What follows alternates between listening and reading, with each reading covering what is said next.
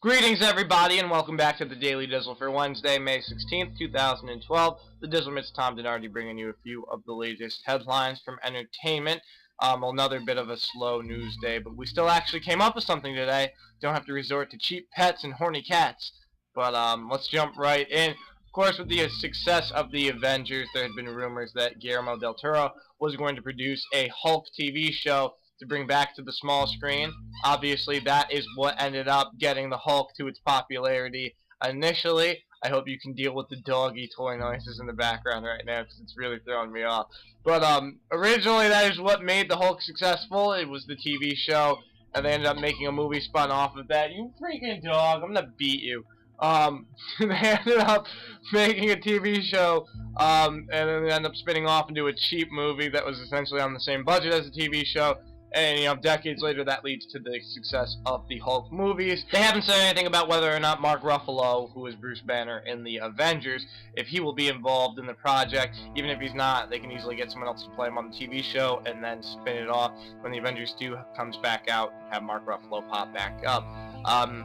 Sometimes with these concurrent movie, TV show tie-ins, I know in the case of The Lincoln Lawyer, the movie that had Matthew McConaughey as the main character last year, they're working on doing a sequel, but they're also working on doing a television show, and most likely he's not going to be involved. So it'll be interesting to see if the general public can actually keep the different stories straight, or if they'll be like, wait, there's nothing got from the TV show on my screen, this isn't right, why did they get someone else on? On to some other quick news bits. First, Oliver Twist is a story that's been told thousands of times and will be told thousands more before the end of time. Now we're just at that point where we gotta think of, oh, how can we reboot it? What little random things can we add to it that have not been seen before? And I guess parkour is definitely something that has never been seen with Oliver Twist. So they're gonna be doing a new version of the film involving heists, the parkour style, I guess somehow used to rob shit. Sounds like it could be interesting. I'll just have to pretend it's more like American Ninja Warrior and less like Oliver Twist if I ever see it, and then maybe I'll be able to get into it.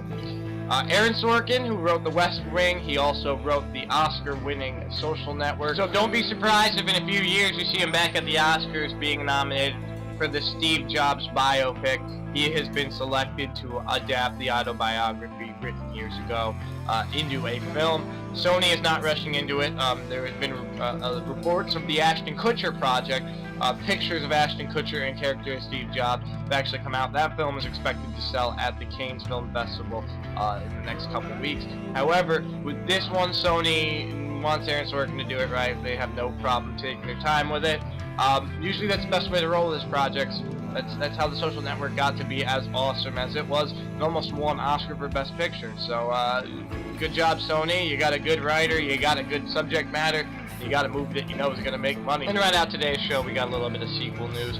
First, there's some movement on the follow-up to Rise of the Planet of the Apes. Screenwriter Scott Z. Burns, who most recent work you'll be able to see in the next couple weeks. When Contagion opens, he has been hired to do the sequel script work. Originally, there was a draft that was turned in. There have been no clarifications as to whether he's just rewriting it or if he's doing a completely new idea, but we will expect to see a little bit more news popping up. And that project in the next couple weeks, they are trying to prepare it for not this summer, but the summer after, so work has got to be started on it soon. And finally, Paul Reubens, who you would know as Pee Wee Herman himself, has been making the rounds. He's been talking about the third Pee Wee Herman movie that they're working on, or at least last year, since the return of Pee Wee Herman to Broadway. When that was on HBO last year, they did a lot of talk about it, pretty much saying, yeah, Judd Apatow's involved, and, you know, we're working on it. So now we find ourselves about a year later. He's pretty much still saying the same stuff out there in interviews, except he has given a little bit of an additional detail. Pretty much saying, oh yeah, back when I was talking about it before, yeah, it wasn't really official, and I should have kept my mouth shut, and that's why I was trying to be more suggestive of, oh yeah, it's coming. And now he just has to keep saying it's coming because he talked about it way too early and probably could have gotten in trouble, except for the fact that he's Pee Wee fucking Herman and everyone knows they can't make the project without him, so if he wants to build up interest for it, it can only be a positive. So hopefully next year we're still not talking about, oh, they're working on Pee Wee, because by then I want to see fucking Pee Wee Herman 3. Especially with Judd Apatow's touch on it. He is the current equivalent of Pee Wee Herman. Just look at Knocked Up, 40-Year-Old Virgin.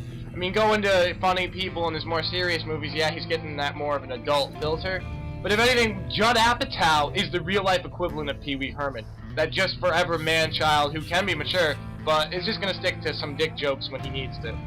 So I'm really looking forward to seeing if Pee Wee Herman 3 has a little bit more edgy humor than the other ones. It's going to be a while before we know, but we know that Pee Wee is coming back! Yeah, Pee Wee!